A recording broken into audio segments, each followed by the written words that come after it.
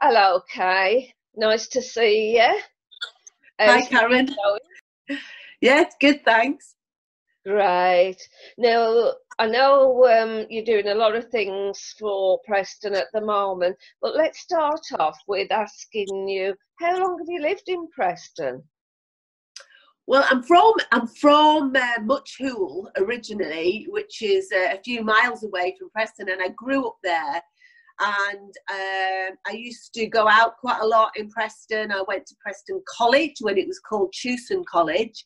And then when I was 18, I left and I went away and I lived in various places, came back to visit quite a lot. And I lived in London and I lived in Scotland for about 20 years. And I moved back to Preston about 6 or 7 years ago. Right. Yeah, and then you set up the Larder, didn't you? Which is lovely cafe. Yeah.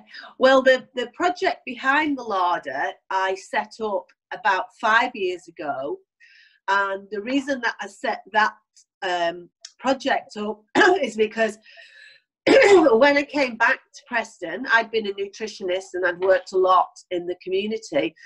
And when I came back to Preston and I started working in the community here, I started having lots of conversations with people about what was needed. So the Larder came about from a consultation that I did across Lancashire with about 300 people. And so the idea of an organisation that could promote healthy and sustainable food and tackle food poverty and things like food waste was what really people said that they were wanting. So that's how it all came about. Right, yeah. And I know you use local suppliers, don't you? So you use the whole Preston community, really. So what sort of things do you use in the local suppliers? Well, we get as much as we can from Preston Market. So we get a lot from Fresh and Fruity, and we don't use a lot of meat, but if we do, we get some of our meat from the I can't remember the guy's name, the butcher on the market, and we get stuff. We get our butter and cheese from the cheese stall there, and we also been using Banana King as well. They've been great. So we just try to get as much as we can. There's a really great little waste shop as well in the St John's Centre, so we shop there quite a lot. So it's a great shop. So just trying to support local businesses as much as we can. Yeah, the cheese stall you mentioned, is it Pickles? Yes, Pickles are great. Yeah. Yeah, I go there a lot for some cheeses and eggs. Yeah, they're very, very good. Yeah. So, what inspires your menus then? Well, we wanted to embrace. We think, for me, Lancashire is there's a great range of produce that's grown here and produced, and really just wanted to embrace that and showcase it and give people. I don't think there really is anywhere else in Preston that really promotes the great local produce that we have here. So that's the main thing, really. Yeah. We also, the other thing as well is the stuff on our menu, we try to focus on trying to have as little waste as possible as well, and we do really well at that. Yeah, I've had some of your cakes, and I've got to say there are some cakes I've never heard of, but the taste are amazing. Yeah, they're good, aren't they? Yeah, they are, and yet I would never have thought of that myself. Some of them, but they are delicious. Yeah. But I also know that you have a lot of people when it's not locked down, using your cafe for projects like the knitting groups and things like that, which hopefully will resume in the near future. So you do promote a lot of things that can be used or be done at your cafe, don't you? Yeah, we're just trying to provide a space for the community to come and meet, and we really love having the groups in. We've got a mental health group, we've got the climate action group that meet there, and all sorts of different groups, and it's lovely that people can come and have a place that they can feel welcome and comfortable and just enjoy being there, and hopefully having a nice cake and a coffee. Oh, definitely. Well, let's hope that resumes soon. Yeah, and with the lockdown and everything. What did you think when you heard about the lockdown? Because I know you're helping the vulnerable at the moment. Well, in the beginning of March, it became really, really obvious that our numbers were down. Our business was starting to dwindle really quickly. I think it was from about the 9th of March. I noticed that there were less and less people coming in, and by the Friday of that week, it was just really dead. And that was before the lockdown, and I knew that it was going to be a problem, but I had no idea. So I was really worried. I was really worried. I thought that I was going to lose the business completely. Yeah. Because at that point we weren't aware of any. There was nothing coming from the government at that point. There was no advice or reassurance for business owners, and it was a very, very worrying time.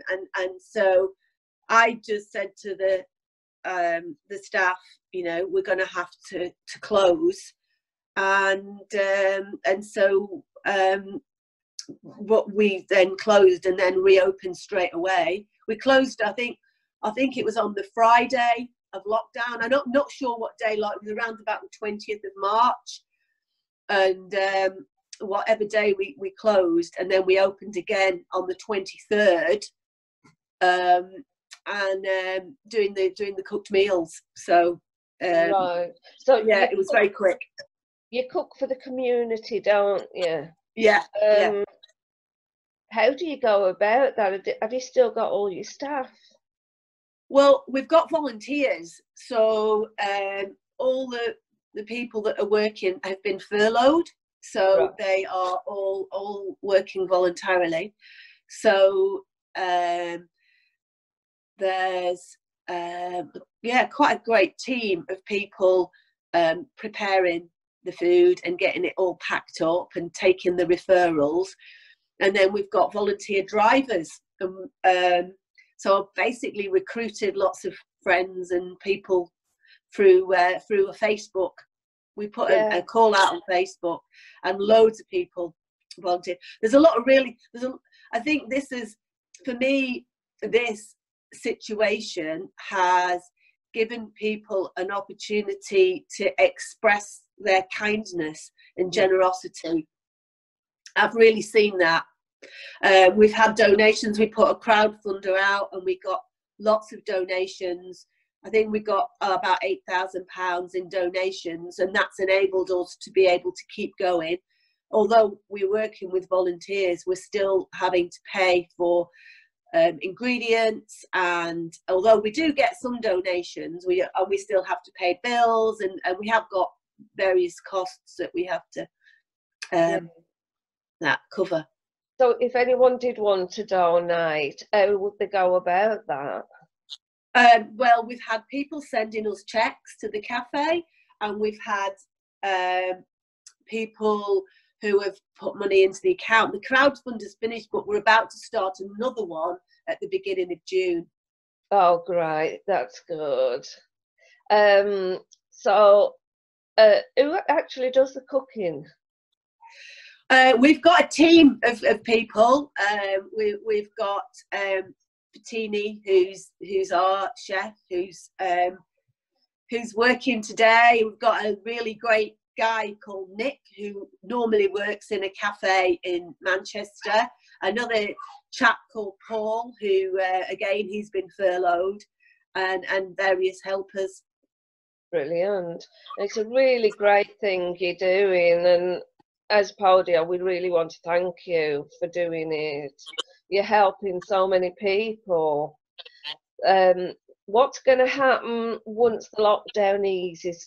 Will you be able to carry on helping the vulnerable if possible, but can you open as a cafe again, or what's the plans? Well, for now, the problem isn't going to go away, and people will still need meals. A lot of the people that we are working with, even when lockdown is over, they will still need meals. So we're going to find a way of continuing that. So we just need funding to be able to continue with that. And we, there will be some people that need meals for a very long time, and we've identified people already that we will need to continue. But what we're going to try to do is give people options and choices to start, once lockdown is over, to start to look at how we could offer them affordable fresh produce.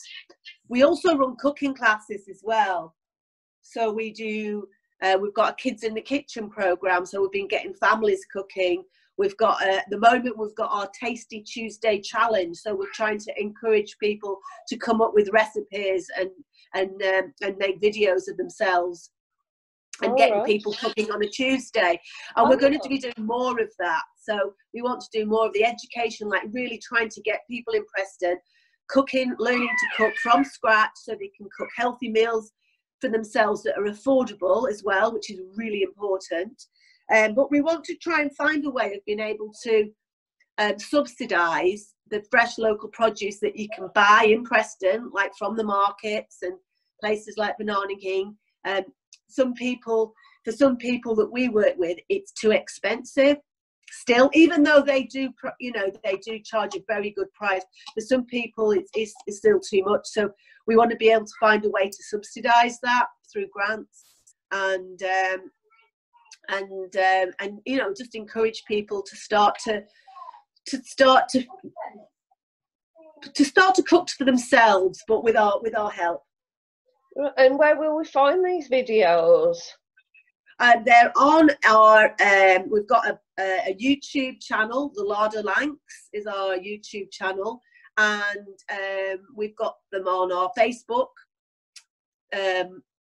Our Facebook is the Larder Lancashire, and we've got it on Twitter, which is Larder Lancs. Brilliant.